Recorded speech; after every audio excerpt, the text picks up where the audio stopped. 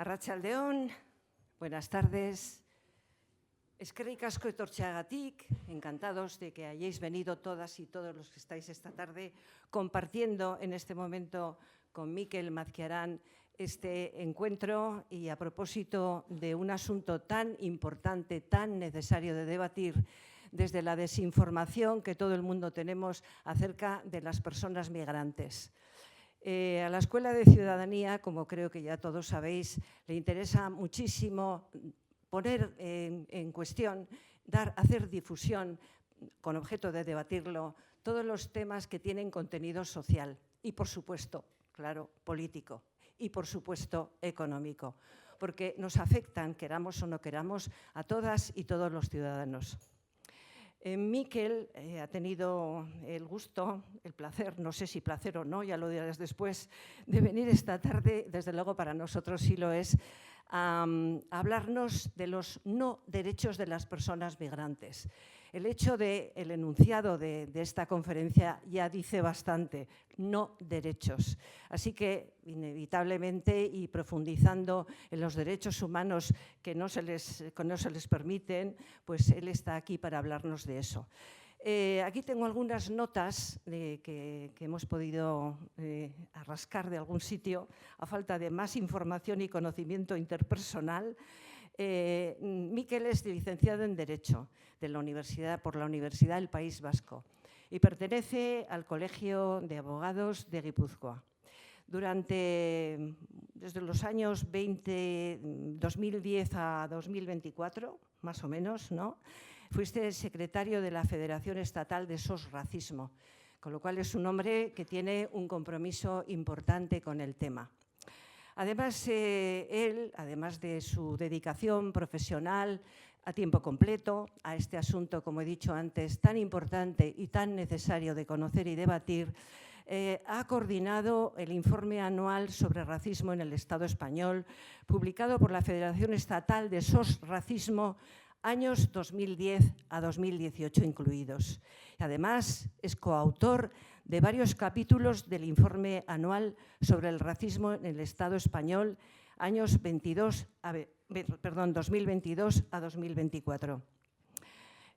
Coordina el proyecto Observatorio Rosalind Williams, Litigación y Acción Estratégica frente a los delitos asociados al odio. Nos suena mucho los delitos asociados al odio en este tiempo que vivimos, por supuesto. Este proyecto ha sido subvencionado por la Dirección General de Migraciones del Ministerio de Empleo y cuya ejecución se desarrolló entre los años 2021-2023. Personalmente, he dicho hace un momento que no lo conozco como para hablar de algo que merecería la pena si hubiera un mayor conocimiento sobre su experiencia, pero de eso nos va a hablar él hoy. Yo solo puedo decir que me encanta conocer personas que dedican su tiempo y su profesión a trabajar en favor de las causas que llamamos hoy en día perdidas. A ver si algún día se encuentran. Nada más que deciros que esta es la última conferencia del curso, que cuando termine Mikel con su exposición tendremos un tiempo, como siempre, de debate. Y ya sabéis que la escuela es para aprender en dos direcciones, en la dirección del ponente hacia los asistentes y a la inversa también. De manera que siempre que preguntamos, opinamos acerca de nuestras inquietudes o de lo que el ponente ha expuesto, estamos generando un aprendizaje importante que forma parte de la sabiduría de vivir. Esa es mi opinión. Así que con esto os dejo con Mikel y luego volvemos a hablar. Vale. Bueno, eskerrik asko. Etortzeagatik jende asko ikusten dut. Mila esker benetan. Dena den eta, sarrera moduan euskeraz galderaren bat egin nahi badezuten horbaitek, nik euskeraz erantzungo dizue. Gracias por haber acudido aquí, hay un montón de gente. Esto organizan en Donosti y no habría ni la mitad. O sea que ya de entrada, por supuesto que esto es un placer, venir aquí, claro. Bueno, lo que os voy a intentar contar, es hablar de los derechos o los no derechos y, bueno, es como si tuviera tres partes, lo que yo voy a contar. Una primera parte, que es un planteamiento general de los derechos o las obligaciones de las personas extranjeras, sobre qué ejes discurren, de discusión, políticos, filosóficos incluso. Luego entraremos en una clasificación, una propuesta de clasificación de derechos. Es decir, cogiendo como base, sobre todo, pues, la Constitución y la Ley de Extranjería. ¿Qué derechos tienen las personas extranjeras, regulares, irregulares? Ese es un elemento determinante para fijar derechos. Y en la tercera parte, pues, hablaremos de discriminación, porque entiendo que si hablamos de personas extranjeras, tenemos que hablar obligatoriamente de si se respetan o no esos derechos y, por lo tanto, es obligado hablar de discriminación y de igualdad de trato. Bueno, pues esa es un poco la propuesta, ¿vale? Tenemos... ¿Cuánto me has dicho, Carmen, que tenemos? 50 minutos más o menos, y luego ya para las preguntas, ¿vale? Bien.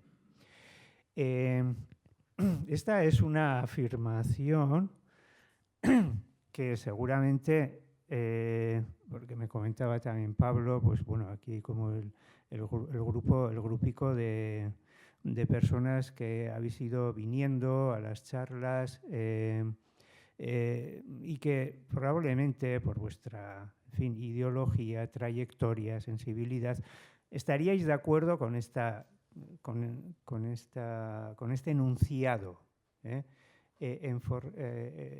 manera afirmativa, exponiendo que todas las personas extranjeras tienen los mismos derechos y obligaciones que cualquier otra persona en un plano de igualdad. Bueno, que no se trata ahora de hacer una encuesta, pero me imagino que la mayoría apoyaríais esta afirmación.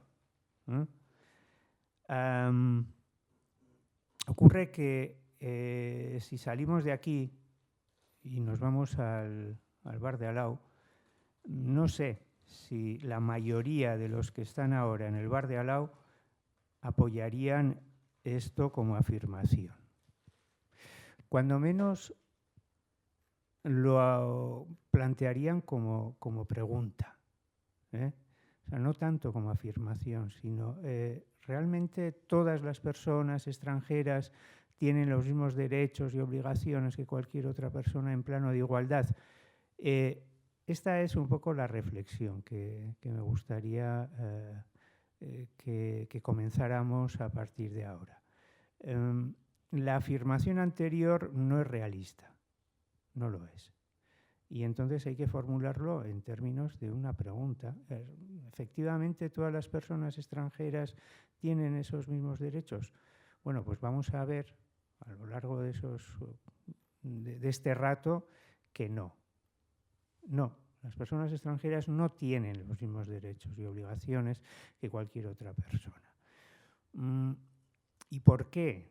Bueno, pues porque en principio aquí hay un debate, aquí hay una cuestión y la afronto. Es este debate entre la universalidad y la identidad a la hora de fijar los derechos. Ese es un debate muy vivo ahora actualmente.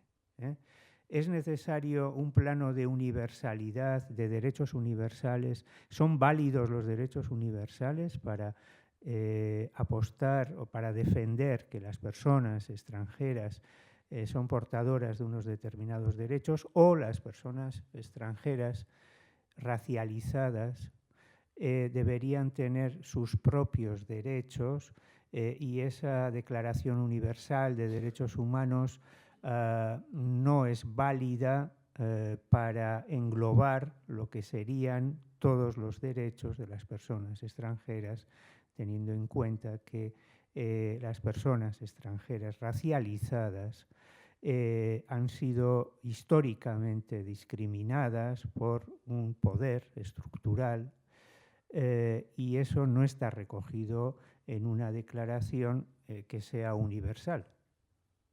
Esto es el gran debate hoy en día. Yo tomo partido, no lo eludo. Lo que yo digo es que hay que buscar un punto de encuentro entre el universalismo y la defensa identitaria de los derechos. O buscamos un punto de encuentro o el debate cada vez se está polarizando. Y polarizar ese debate no es bueno. Y mientras tanto, pues igual será por deformación profesional, pero yo necesito una caja de herramientas.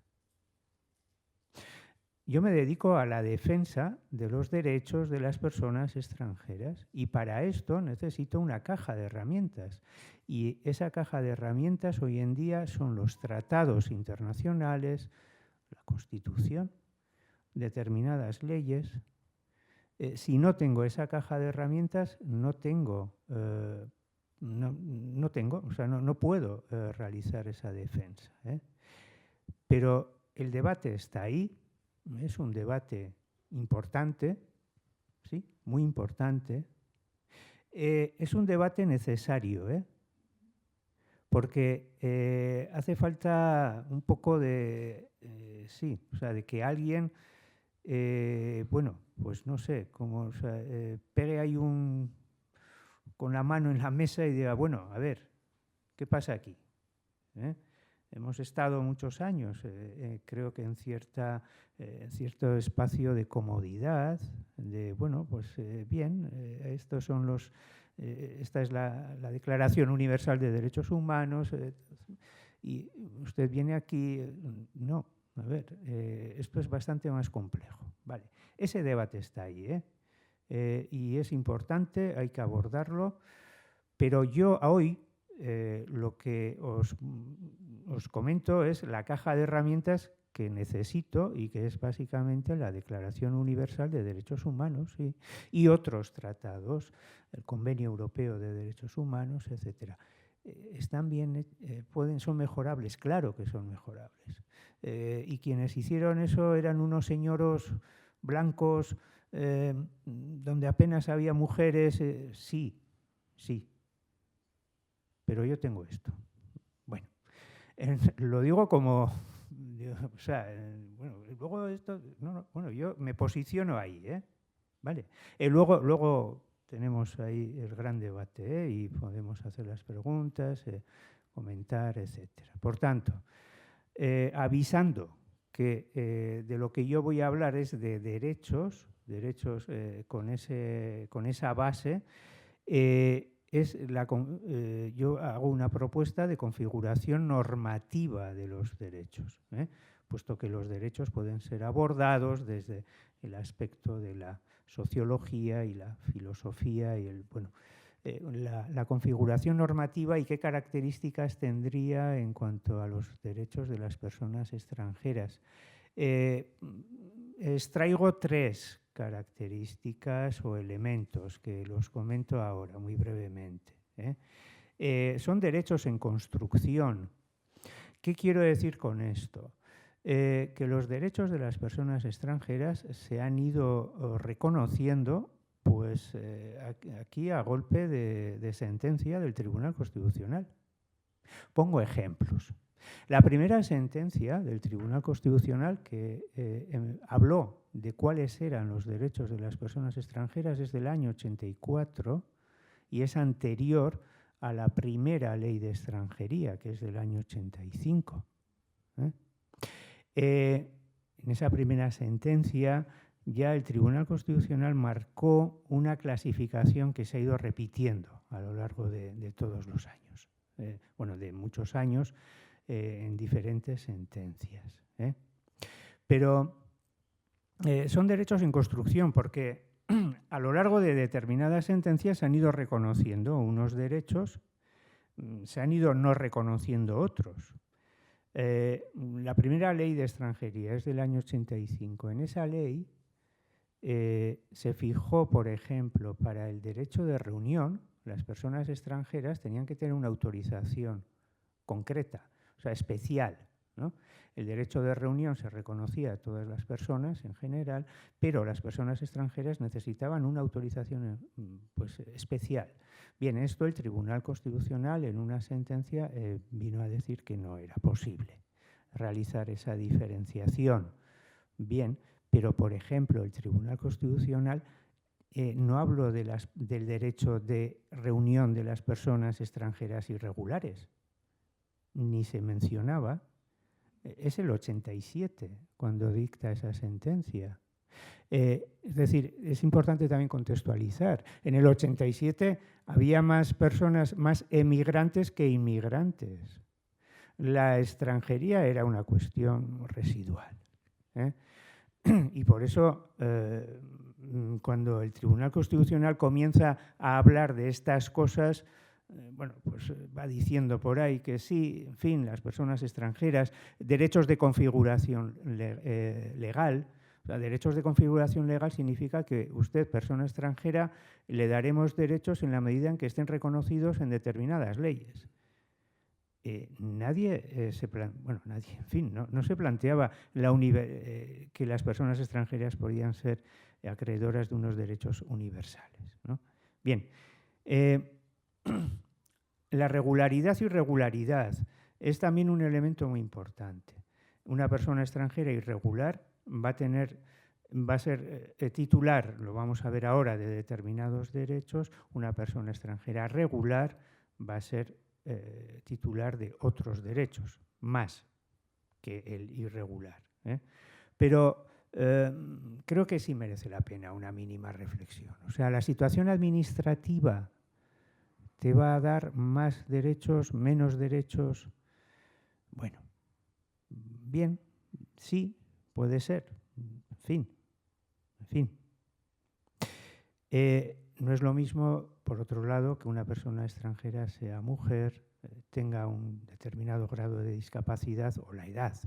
El extranjero menor será titular de determinados derechos, el extranjero mayor de edad, la mujer, etc.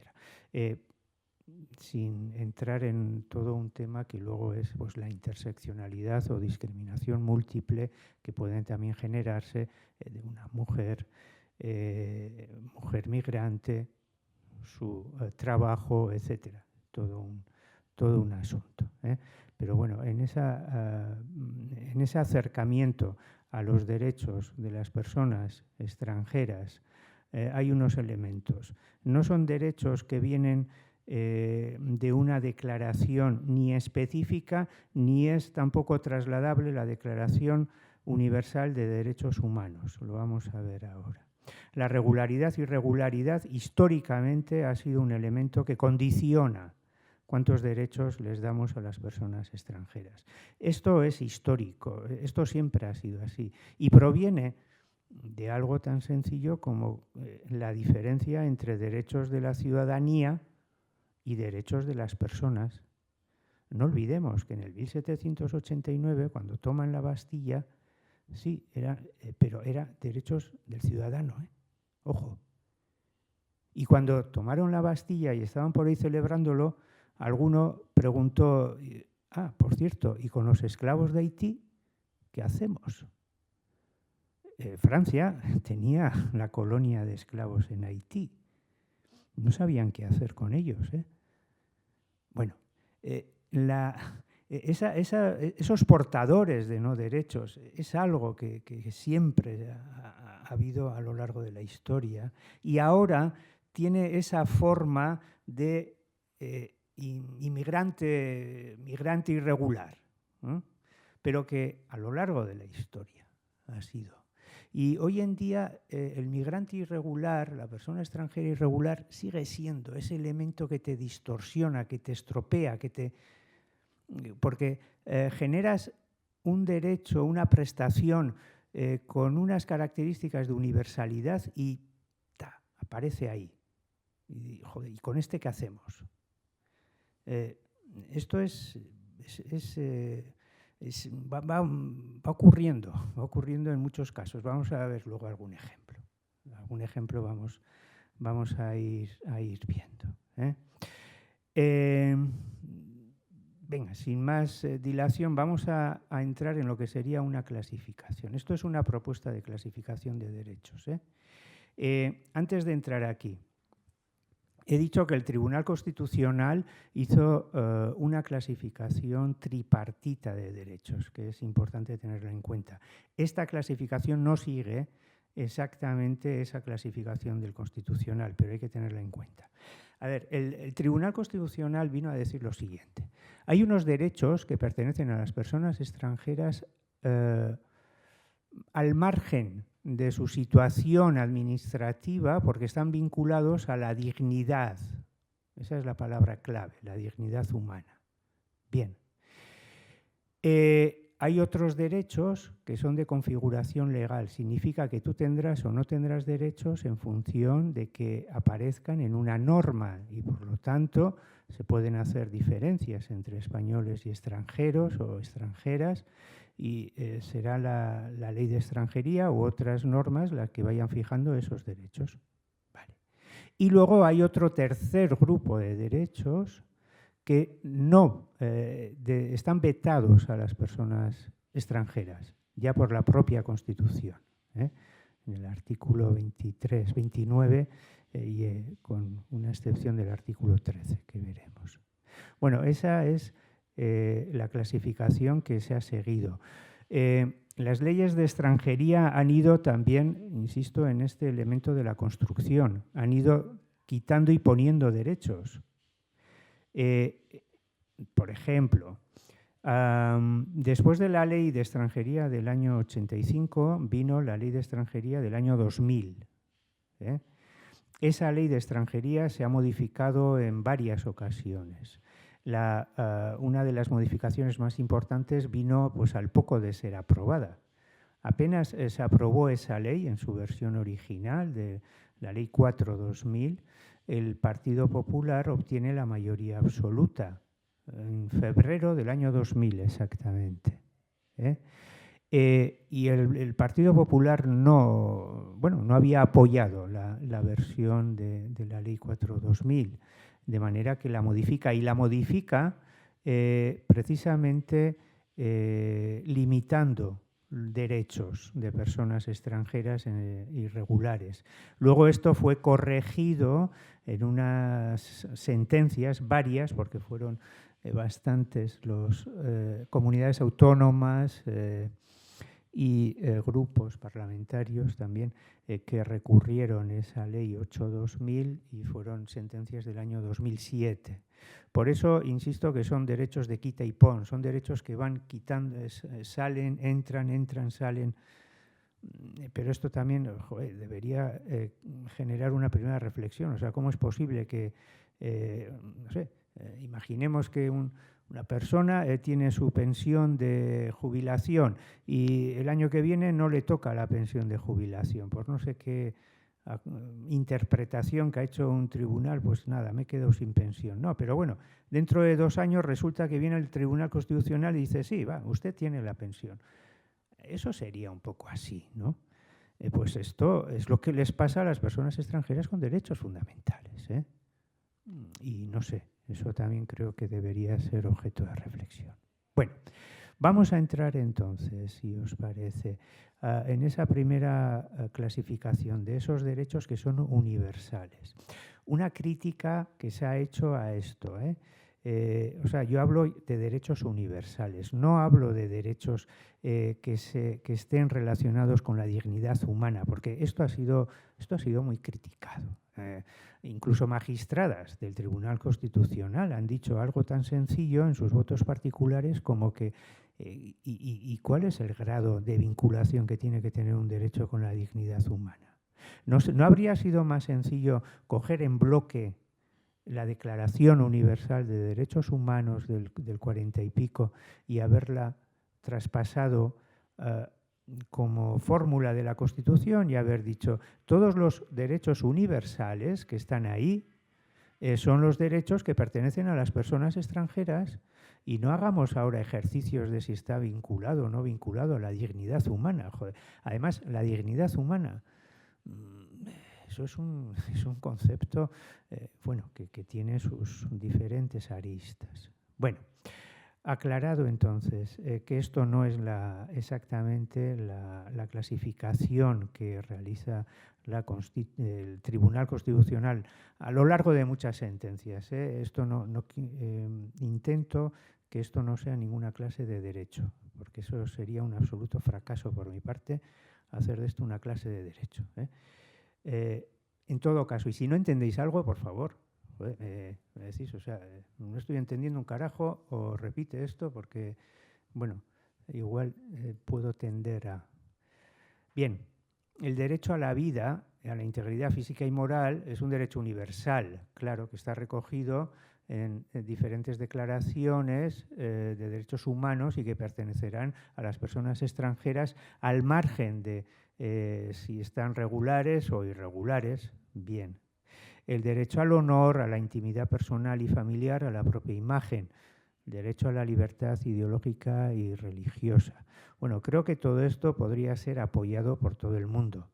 Bueno, por todo el mundo. Vaya usted a saber si Vox también va a cuestionar si el extranjero tiene derecho a la integridad física. Bueno, yo qué sé.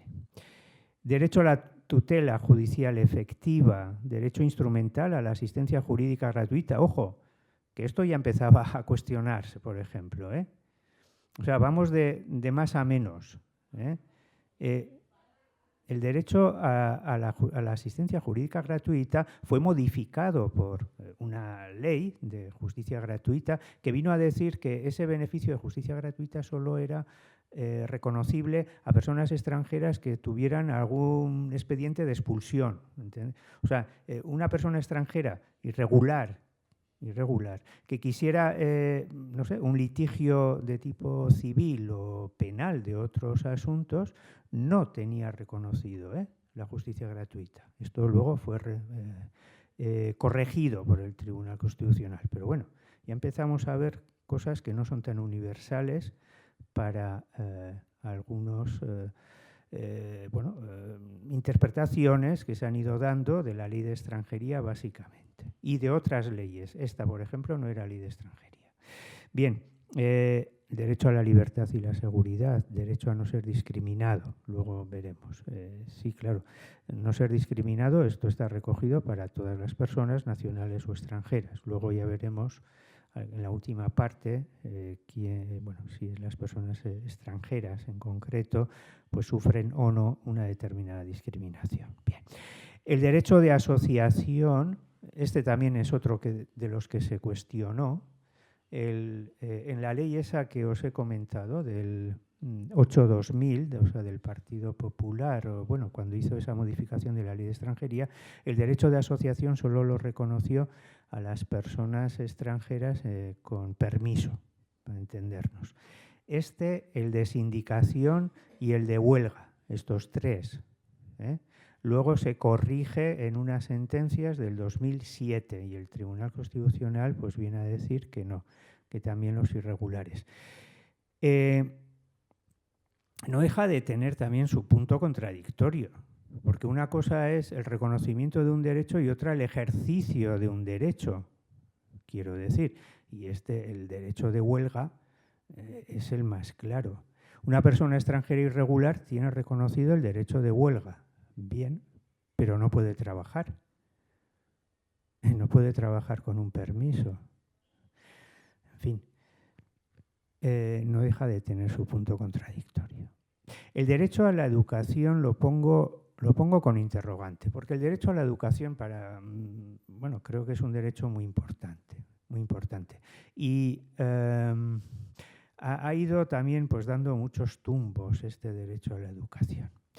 Lo que viene a decir la ley de extranjería es que se reconoce sin ningún género de duda el derecho a la educación obligatoria a las personas extranjeras que hasta los 16 años, entre 16 y 18 la posobligatoria, y si tuvieran más de 18 realizando esa educación, ese ciclo educativo, y a partir de ahí hay unas ciertas dudas. El Tribunal Constitucional ha venido a decir que sí.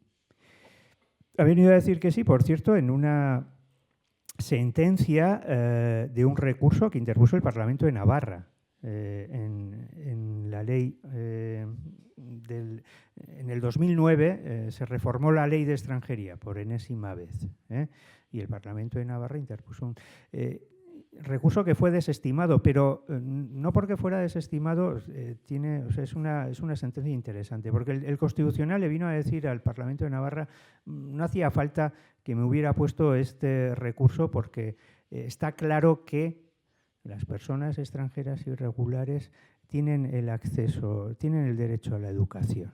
Vale. El problema suele venir luego con las becas. Porque la normativa que regula las becas remite a la legislación de extranjería para saber si el extranjero irregular tiene o no derecho a la beca. Y la normativa que regula las becas, a su vez, lo remite a la ley de extranjería. Y entonces, en ese ping-pong no está claro. Claro, tienes que mirar qué dice la ley de extranjería y en una interpretación que se suele hacer de este asunto vienen a decir que los extranjeros irregulares, que estén cursando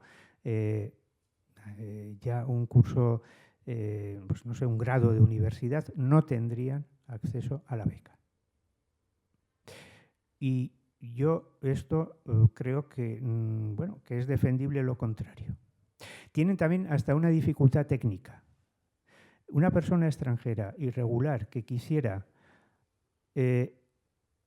hacer una solicitud de beca se encontraría con un primer problema técnico, y es que el aplicativo, esto no es ninguna tontería, bueno, puede parecerlo, pero hoy en día todo está diseñado con aplicativos, programas y historias que no están pensando en aquellas personas que carecen de un IE, y genera infinidad de problemas. Este es uno, por ejemplo. Una persona extranjera quiere solicitar una beca, entrará en el aplicativo, me da igual, o sea, el de aquí, del Gobierno de Navarra o el del Gobierno vasco, todos tienen el mismo problema, todos.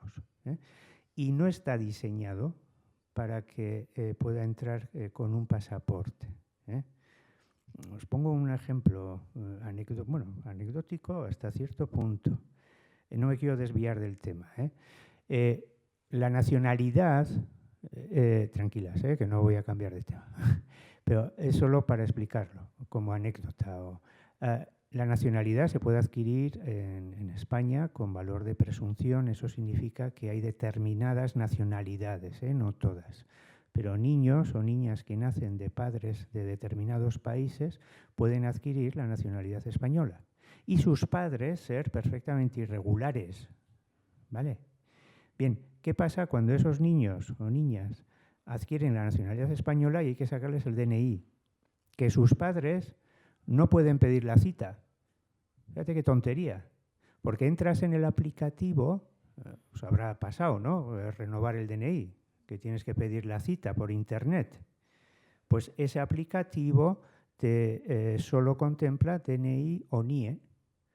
Un padre de un niño que quiera pedir el DNI lo tiene que hacer con alguna amiga o un amigo, porque si no, no puede pedir la cita. Bueno, solamente es como anécdota de que determinados derechos pueden ser reconocidos a las personas extranjeras irregulares, pero luego su aplicación práctica en determinadas ocasiones genera problemas. Continuamos entonces con esos derechos de personas extranjeras irregulares y terminaríamos con el derecho de igualdad ante la ley.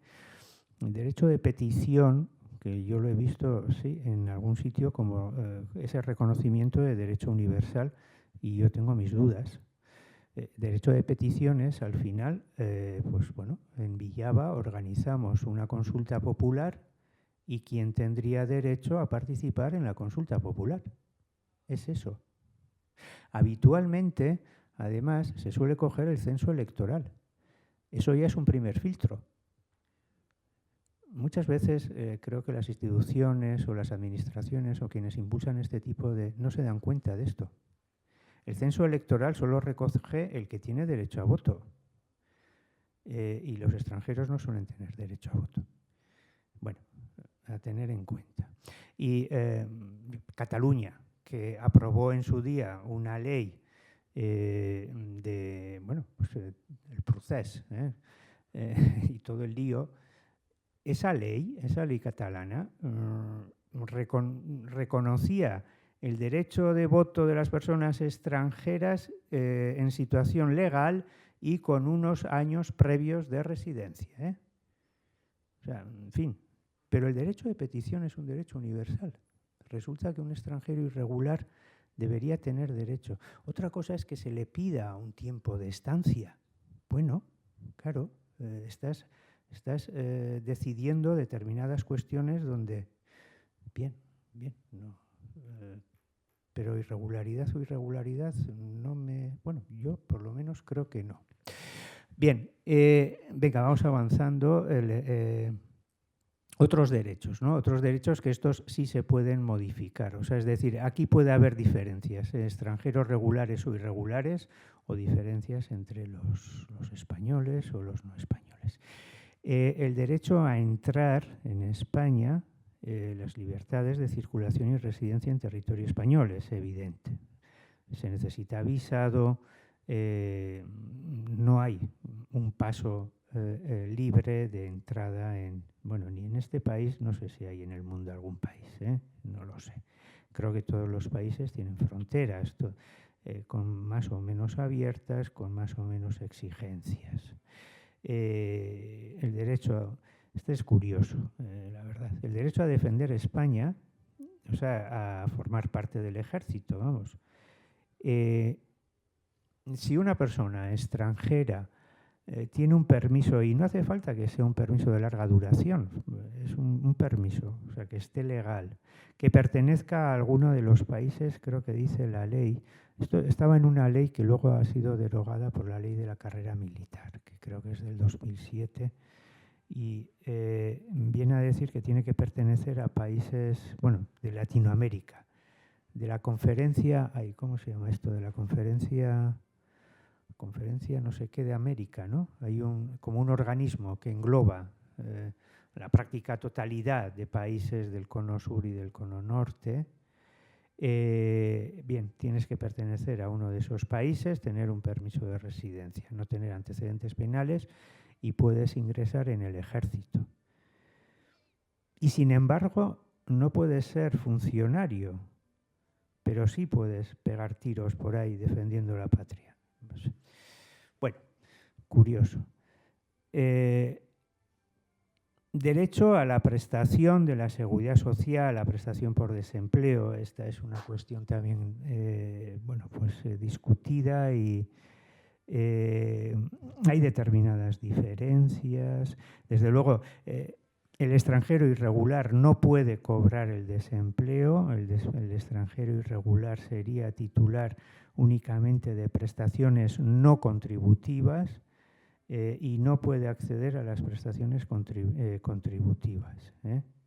El derecho a disfrutar de una vivienda digna y adecuada, hay una diferencia. No ya con el irregular, que el irregular no puede apuntarse en el Servicio Navarro de Vivienda. Pero si quisiera acceder a algún tipo de ayuda estatal, la persona extranjera con un permiso debería tener un permiso de larga duración. Si una persona extranjera quiere ser reconocida como dependiente por la ley de dependencia, debe tener también un permiso de larga duración, es decir, haber tenido por lo menos 5 años de residencia legal. Ahí hay unas diferencias. Bueno. Y el derecho a la salud, que para mí es muy importante también. El derecho a la salud es un derecho que en la Constitución es programático. Eso significa pues, que no es un derecho fundamental. No lo es. Y sin embargo, hay unos cuantos tratados, empezando por la Declaración de Derechos y la Declaración de Derechos Políticos de 1967, creo que es. La OMS, cuando se crea, habla de la salud como derecho. El problema del derecho de la salud es que si hablas de derecho a la salud como bienestar, es un derecho fundamental y no debería discutirse. El problema está cuando llevas el derecho a la salud a una prestación. Ahí es el problema. Porque ahí entra en juego el sistema de salud. ¿Quién es beneficiario o no de una prestación? Este también es otro derecho de quita y pon. En el año 2012 el Partido Popular aprueba un decreto que solo reconoció el derecho a la prestación sanitaria para personas extranjeras irregulares si eran situaciones de urgencia, menores o mujeres embarazadas. Luego esto ha sido corregido, hay ahora una ley del año 2018 que quiere acercarse a lo que es pues, la sanidad universal. Pero sigue siendo una cuestión pues, problemática. Hay muchos países que no reconocen ese derecho. Incluso, bueno, en fin, vienen a decir que como está irregular, pues ya eso es lo que le impide ser curado. A ver, el derecho a la salud es el derecho a la vida. ¿Cómo vas a impedir que una persona pueda ser curada si está en riesgo su vida, teniendo en cuenta lo que es su situación administrativa? No, porque es un derecho universal. Bueno, derechos que no van a acceder las personas extranjeras, porque así lo dice la Constitución y otras leyes, voy ya terminando, son el derecho de sufragio activo y pasivo, excepto en elecciones municipales, es decir, no pueden votar en las elecciones, ya lo sabemos.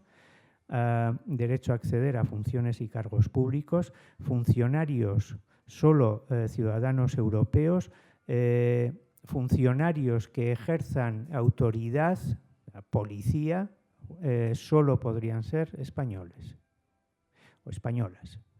Quedan excluidos todos, europeos y extranjeros. Repito, pero, o sea, Guardia Municipal de Villava no, pero montado en el tanque, por ahí sí, joder, no sé. Bueno.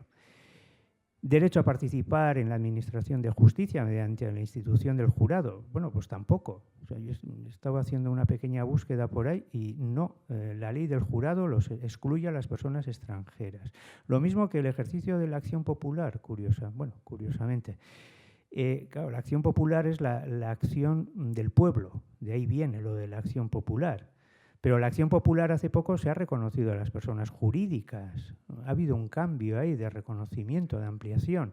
Las personas extranjeras no pueden acceder. Bueno, voy terminando. Por último, centrarnos un poco en esto. Cuando comentamos, cuando lees algún artículo, alguna cosa sobre el reconocimiento de derechos, la mayoría no suelen hablar de esta parte y es fundamental.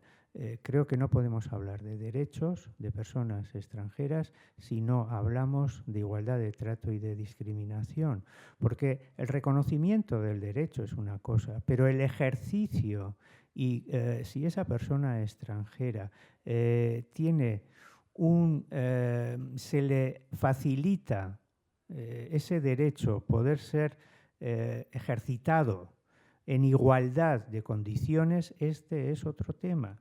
O sea, claro que la persona extranjera podrá acceder en igualdad de condiciones a la inmobiliaria. Sí, pero ¿se le va a ofrecer las mismas viviendas? No, y esto todos lo sabemos. Claro que la persona extranjera podrá acceder a una oferta de empleo que ofrece pues, cualquier centro comercial de Villava o de Iruña o de… sí, pero la entrevista va a ser un sesgo importante a la hora de clasificar a esa persona extranjera, a facilitarles… Sí, entonces hay una discriminación. Sí, hay una discriminación y esa discriminación tiene un elemento fuerte estructural. Sí, es así, porque es histórico y se refleja en una frase, yo creo que es sencilla, o sea, discrimina al que puede. Es así. Entonces, reconocimiento de derechos es importante, claro que es importante, pero no basta, no. Es una pelea y que las personas extranjeras irregulares tengan esos derechos también es una pelea, pero sí hay que tener en cuenta ese elemento y sobre todo también que la ciudadanía, una parte importante de la ciudadanía y también de los gobiernos y de determinados responsables políticos no están por la labor de un reconocimiento pleno de derechos. Hemos hablado antes, con esto termino, creo que voy más o menos… Sí, vale. Hemos hablado del derecho a la salud. Un ejemplo que a mí me parece éticamente escandaloso. A ver, pero es que este argumento luego ha sido empleado en otras cuestiones. Bueno, haciendo una búsqueda de algunas cositas aquí para esta charla, me encontraba con un dictamen de la OMS. Luego tiene un organismo de seguimiento al que se puede poner denuncias. Lo mismo que hay un organismo de Naciones Unidas contra la tortura o el racismo, pues hay uno también en temas de salud. Y este comité emitió un dictamen contra Canadá hace ya unos años y la historia es la siguiente. Podría haber ocurrido perfectamente en cualquier pueblo de Navarra o de cualquier sitio. Es una persona que llega, está irregular, lleva varios años irregular y comienza a tener problemas de salud que se agravan, problemas de salud de cierta entidad. Bien. Y se le rechaza su asistencia sanitaria. Requería una asistencia sanitaria especializada y el gobierno de Canadá lo rechaza. Y las alegaciones del gobierno de Canadá son las siguientes. Esta persona estaba irregular. Esta persona sabe que en situación irregular no es titular de la sanidad. Por lo tanto, el gobierno de Canadá no está obligado a prestar esa asistencia sanitaria para quien, sabiendo que no tiene derecho a esa asistencia, ha seguido permaneciendo aquí. Por lo tanto, no hay ninguna obligación. Bueno, este argumento diabólicamente diabólico, moralmente diabólico, podríamos decir, ha sido también empleado en cuestiones que tienen que ver con el salvamento de personas en el Mediterráneo. Claro. Una persona se está ahogando. Esa persona era consciente, sabía que estaba utilizando una embarcación frágil que podía, bueno, pues no aguantar y por lo tanto, si se está ahogando, bueno, dicho en plata, que es su problema, no es un problema del gobierno. El gobierno, ¿por qué tiene que salvar a esa persona? ¿Vale? Bueno, esto yo creo que yo suelo poner un ejemplo. El socorrista en la playa de la Concha. Tenemos un socorrista, imaginemos que hay una persona que se está ahogando y esa persona, el socorrista, pregunta a un familiar que viene todo preocupado, joder, que se está ahogando ahí Ya, pero ese señor que está ahí ahogándose ha hecho el tiempo este preceptivo de la digestión. Ah, no. ¿Y entonces por qué voy a tener que ir yo a socorrer a ese señor?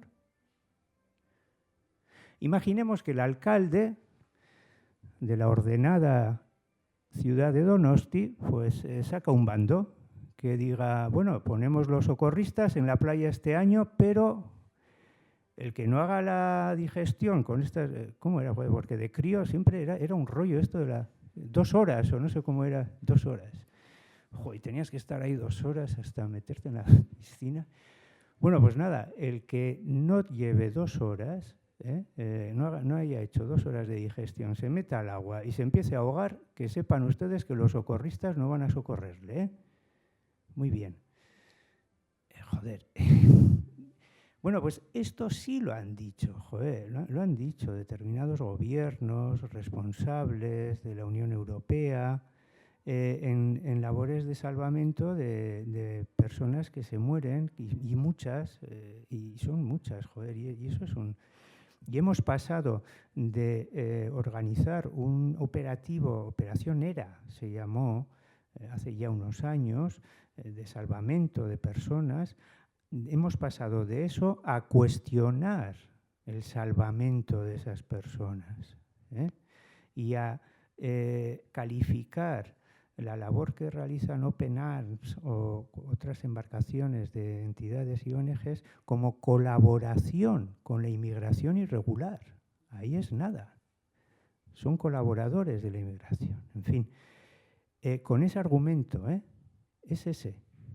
Ese argumento fue utilizado en el Tarajal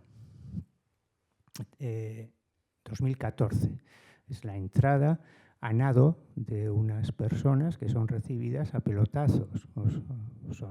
Os acordaréis de esta historia en Ceuta hace ya, pues eso, más de 2014, febrero de 2014 creo que fue. Bien, este asunto jurídicamente se archivó, se desarchivó, fue objeto de un montón de vaivenes judiciales, y en uno de los recursos que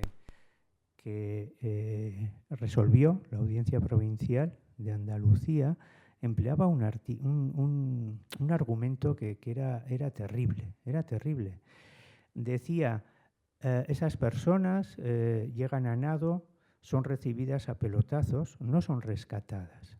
Ahora bien, esas personas, ellas conscientemente vienen, saben que no pueden venir, saben que pueden ser rechazadas y no pueden esperar a que sean rescatadas, porque ya saben lo que tienen.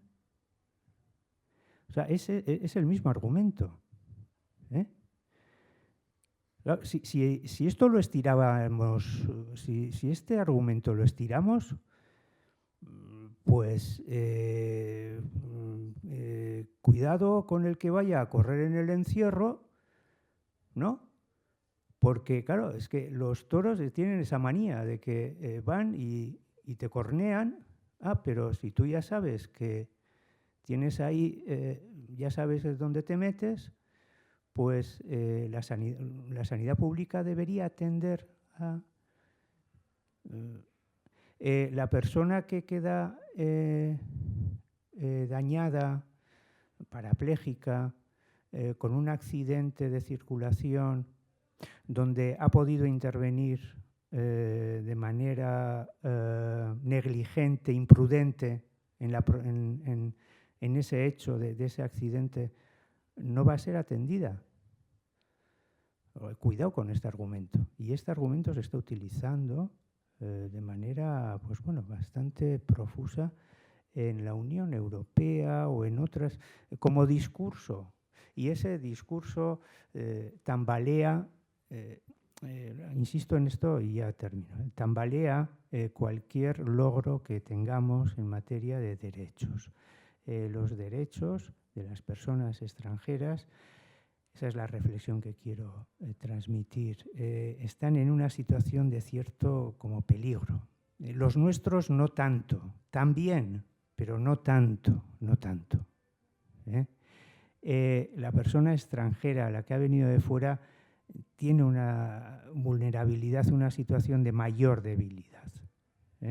Y podemos buscar argumentos para ir vaciando lo que han sido pues, logros, pequeños logros en esa historia que os he contado de un Tribunal Constitucional que va quitando, poniendo y que, bueno, pues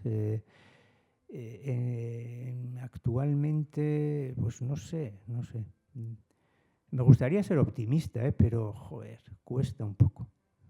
Cuesta un poco en estos tiempos, ¿no? Con este señor amarillo, con el naranja, perdón. Y dices, tiempos de optimismo es complicado.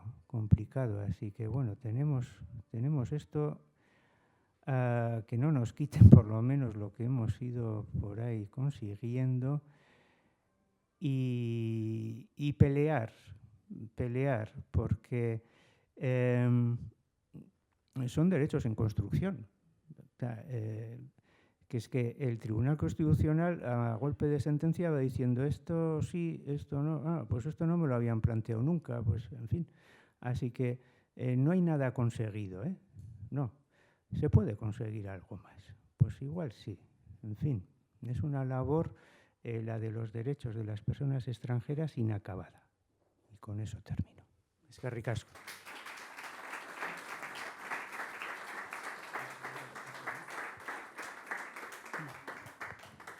Bueno, pues lo que habíamos dicho al comienzo, muchísimas gracias, Miquel.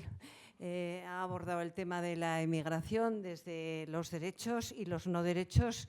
Tenemos otras muchas visiones y ya sabemos el rechazo que produce en la sociedad, y ya no solo a personas de ultraderecha, reconocidas como ultraderecha en una ideología, sino además personas corrientes, vulgares, de la calle. Cualquier persona, con independencia de su ideología política, critica los derechos de las personas migrantes.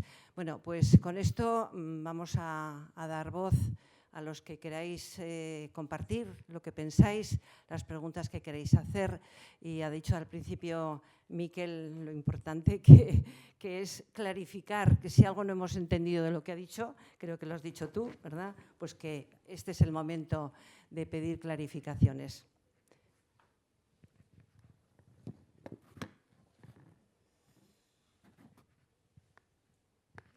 Ya, tenemos aquí, sí, sí.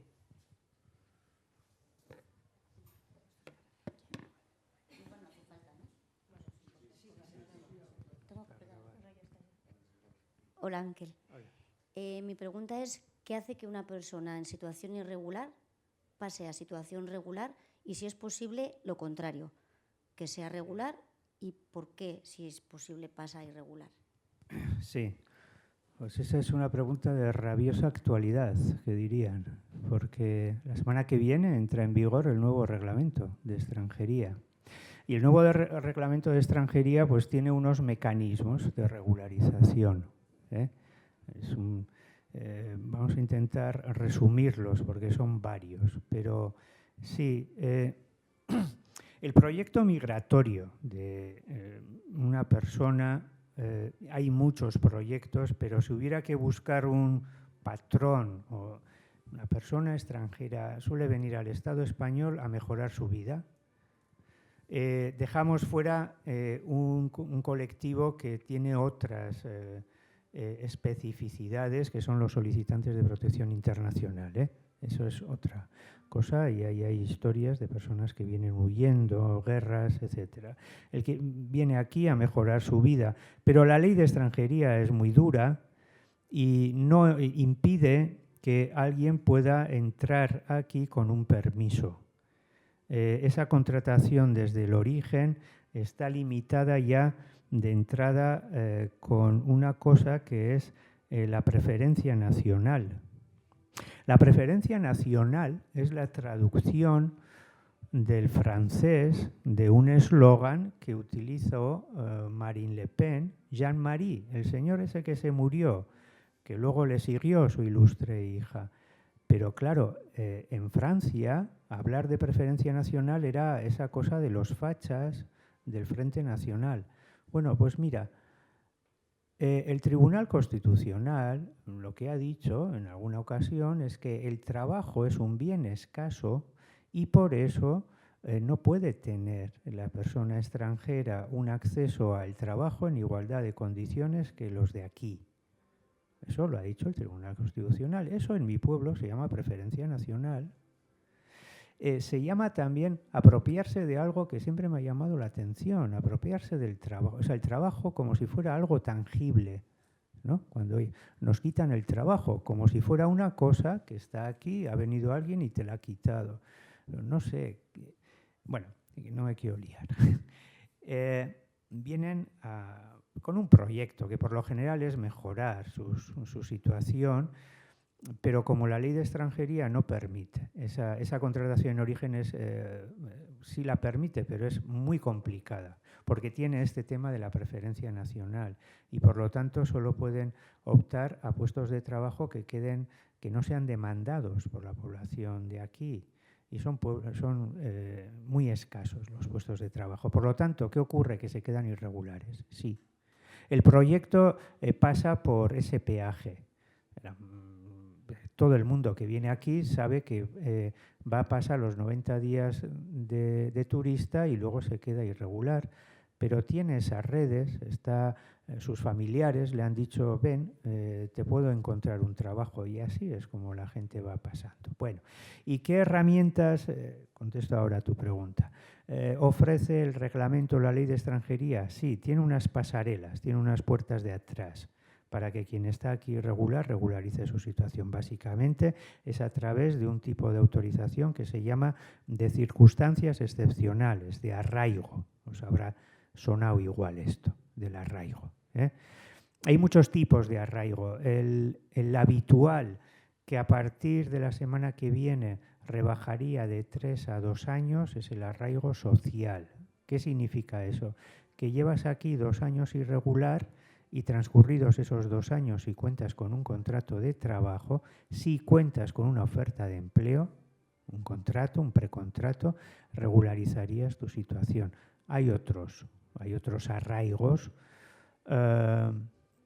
más complejos. Son, no sé, el de razones humanitarias, pero es muy difícil de conseguir un permiso por razones humanitarias. El arraigo para formación, que lo pusieron en marcha en el 2022 en una reforma, no es tampoco eso la panacea. Ahora con el nuevo reglamento autorizaría a trabajar. Hasta ahora es solo un permiso de residencia porque está pensado para hacer un curso. Con el nuevo reglamento se limitan muchísimo los cursos que puede hacer una persona extranjera. Bueno, sería un asunto un poco para otra charla, el reglamento de extranjería, el nuevo reglamento, a quien le quiera interesar. Mecanismos hay de regularización y luego también, y con esto termino, está la irregularidad sobrevenida, es decir, personas que han estado irregulares, pero han caído en una situación de irregularidad básicamente porque no han podido renovar, porque los permisos se van renovando. Hay un primer permiso de 1 año. Luego puede ser de 2, ahora con el nuevo reglamento, alguno de 4, bueno, de 2. Hasta llegar, mira, eso es como una escalera, ¿no? Que vas con la espada de Damocles que tienes ahí encima de la renovación y la vida laboral. O sea, eso te condiciona muchísimo todo. Pero luego ya, pasados los 5 años de residencia legal, estás ya en una situación de relativa tranquilidad con los papeles. Ese es el permiso de larga duración. Ese es el proceso de los papeles. Y luego ya además ese proceso va llevando a otras fases a su vez del proyecto migratorio, porque luego viene la reagrupación, traer a la familia, luego la nacionalidad tras determinados años de residencia. Bueno, esa es un poco la trayectoria, ¿no?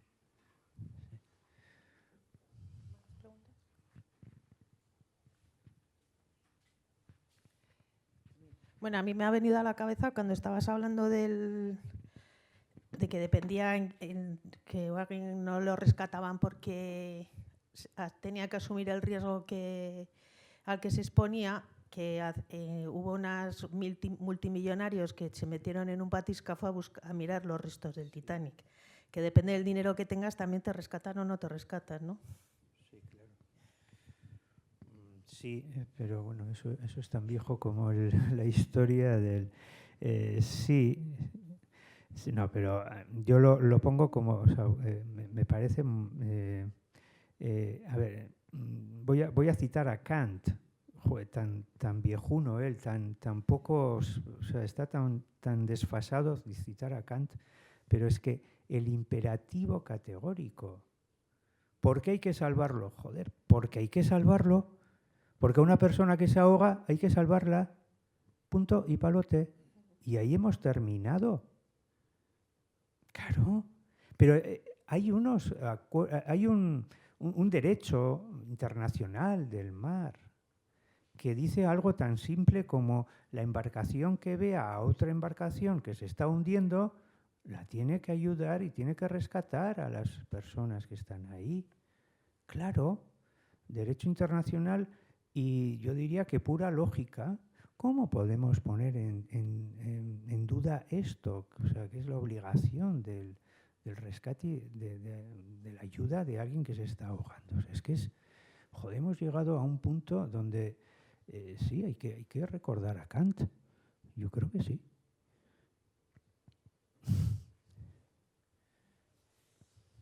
¿Más preguntas?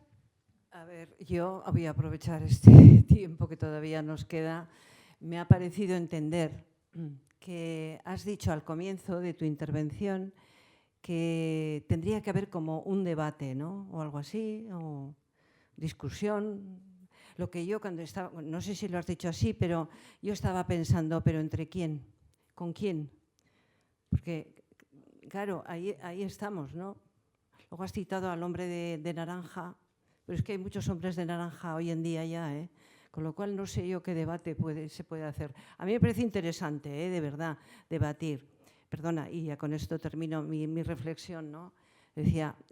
Pensaba yo, claro, efectivamente, si hay posiciones contrarias y además potentes, yo creo que lo mejor sería ponerse a hablar, a ver qué puede haber de acuerdo intermedio, ¿no?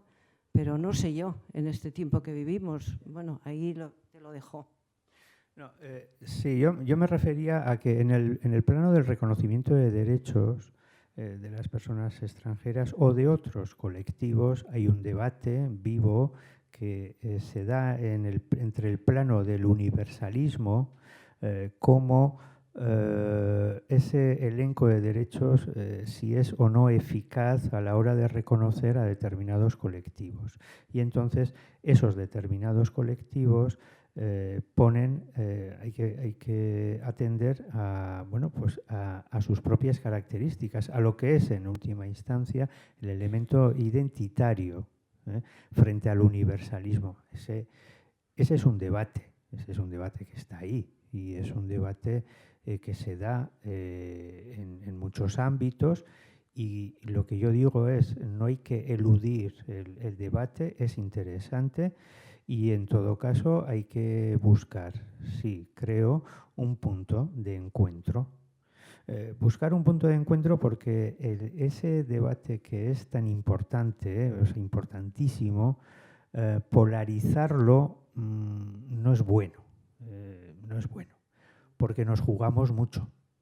Nada menos que los derechos, joder, de las personas, de muchos colectivos.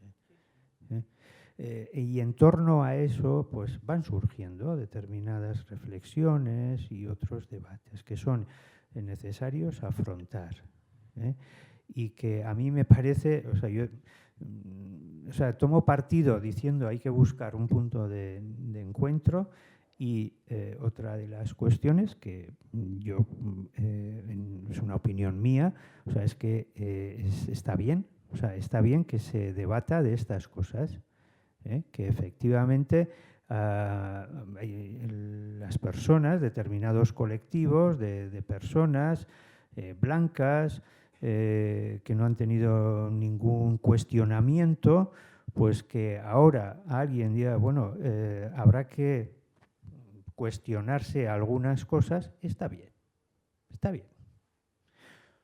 Pero eso, luego, claro, ocurre que eso es un asunto, ¿eh? Pero cuestionarlo, pues sí, sí.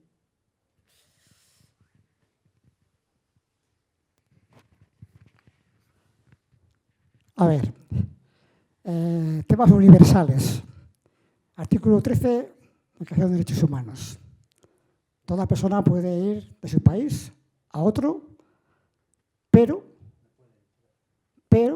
se encuentra con que el otro no le deja pasar.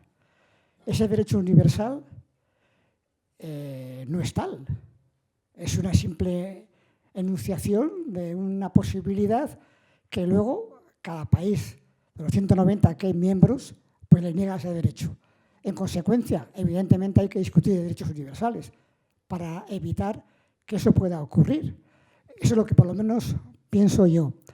Y otro tema que quería comentarte o comentaros es el tema de la discriminación. Yo en este tema pondría como elemento fundamental el tema de la vivienda.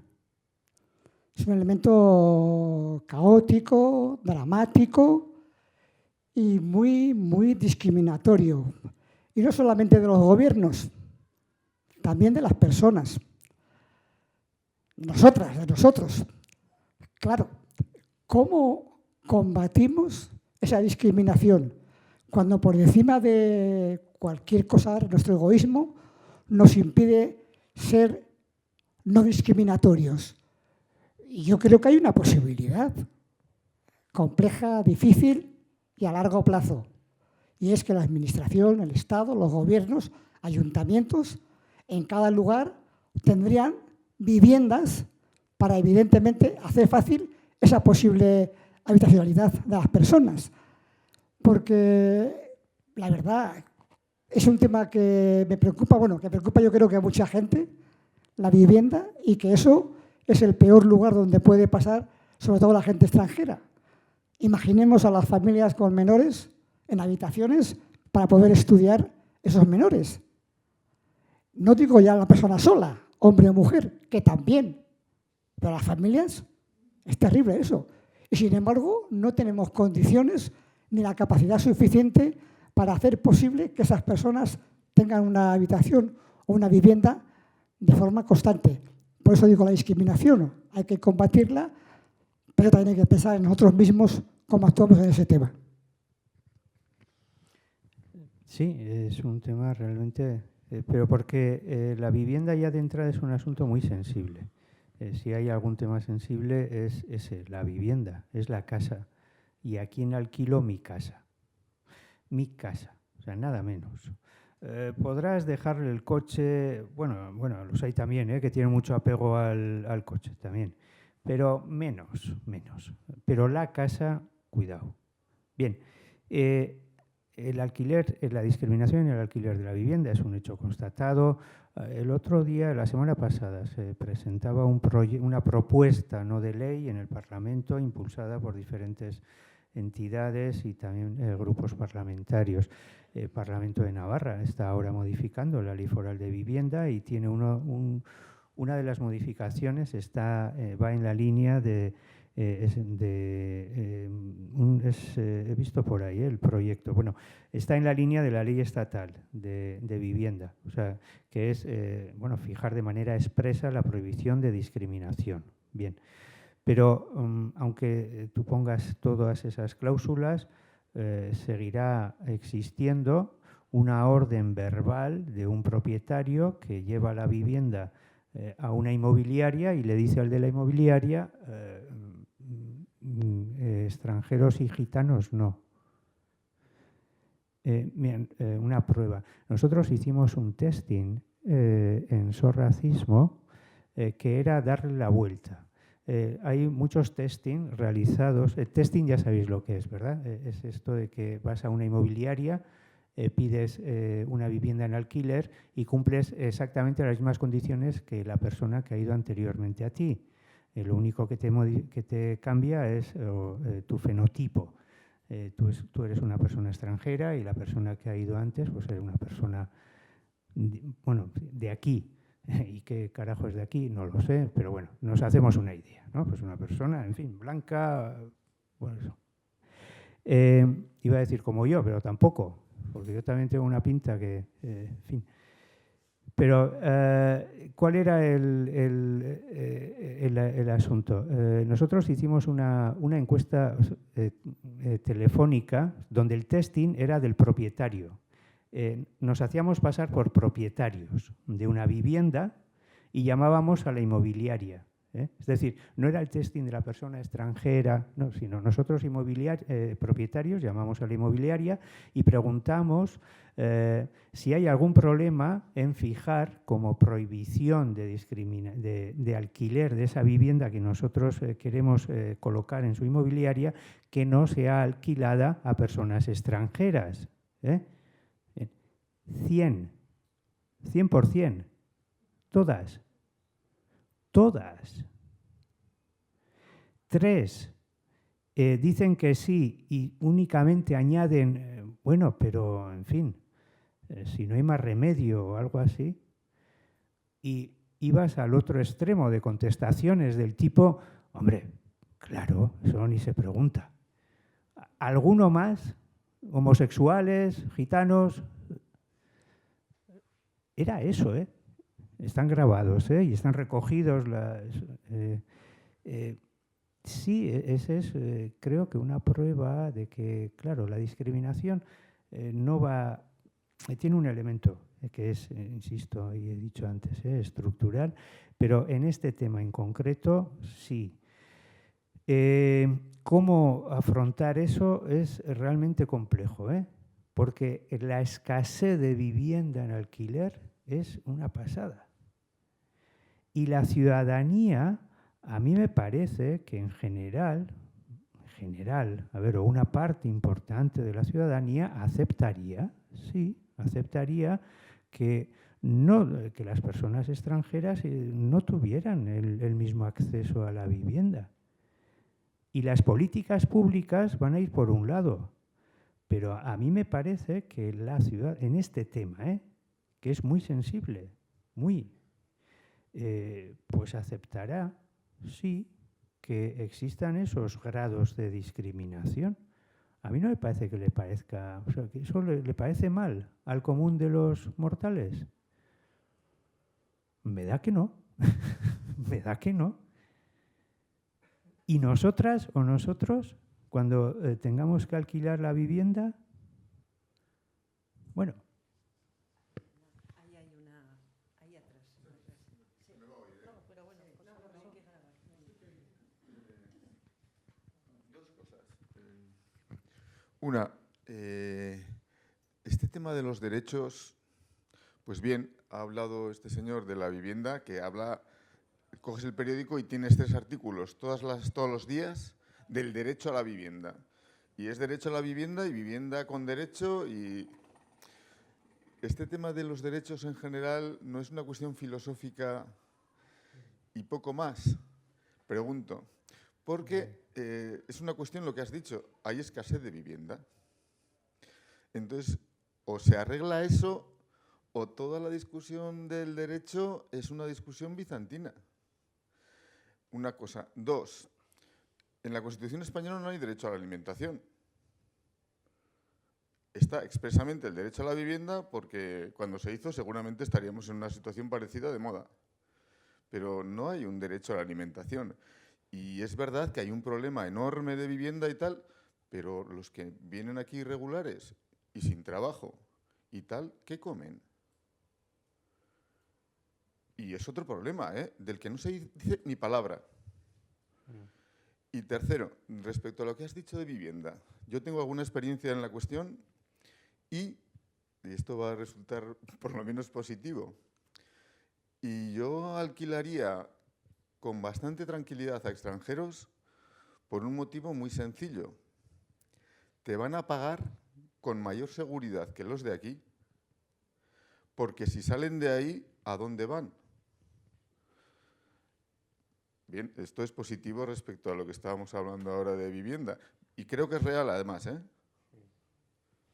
Sí, y si a eso le añades que si fuera perceptor o perceptora de algún tipo de prestación, la prestación está condicionada al pago del alquiler.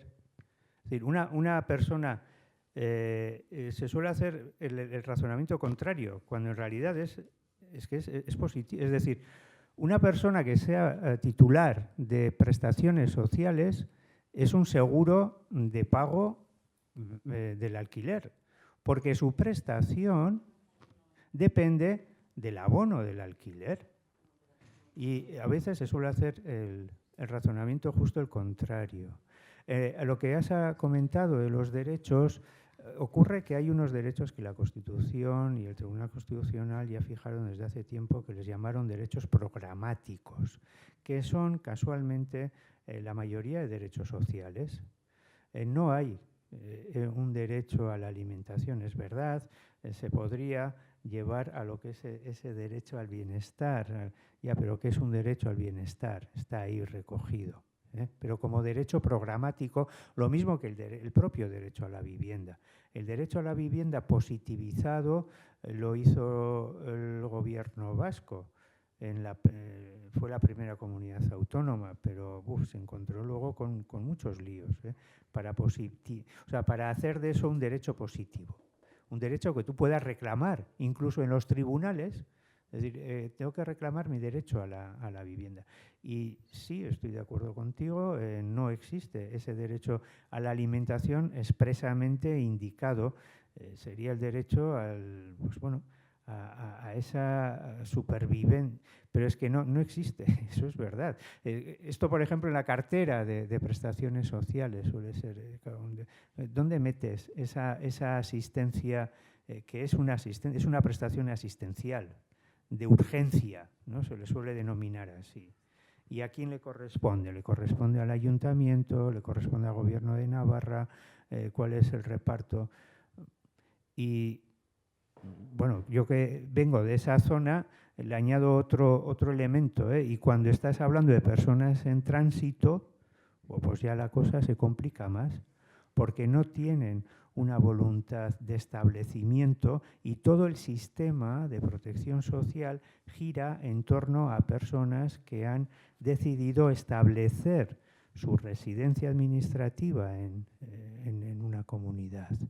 Y cuando te encuentras con personas que están en tránsito pero que tienen que ser atendidas en cuestiones básicas, pues también es otro elemento distorsionante de ese sistema, que está diseñado para un determinado, no colectivo, pero bueno, no sé, para que el sistema funcione de una determinada manera. Y cuando se rompe ese funcionamiento, pues entonces hay cuestiones ahí de desencaje. Y, joder, suele ser habitualmente el elemento extranjero el que te rompe o sea, es como, ¿qué mono me ha quedado? Y vaya hombre, va y viene a estropearme aquí el invento, joder. Bueno, dicho un poco. Bueno, no sé si hay alguna otra pregunta, porque ya tenemos casi la hora de terminar. Bueno, pues nuevamente, eskerrik asko, Denoi, eskerrik asko, Mikel, y yo animo a todos los que estamos aquí que al menos debatamos el tema en público, porque hay mucho que debatir. Hay mucha intervención absolutamente fuera de lugar y fuera de los derechos humanos más elementales cuando nos referimos o se refieren a las personas migrantes, sobre todo a los que llaman ilegales. Os convoco para el próximo encuentro, que será en el otoño. ¿Querías decir algo? Sí, perdona Carmen, y gracias Miquel por la presentación. Lo único, comunicaros que vamos a hacer la Asamblea General de Personas Asociadas a la Escuela de Ciudadanía el próximo 11 de junio, perdón, y os invitamos a todas y a todos a que participéis para aportar ideas para personas que puedan acudir al curso siguiente, y eso, que esperamos que asistáis, ¿vale? Muy bien, pues yo nada, simplemente desearos buen verano, que lo disfrutemos. Agur.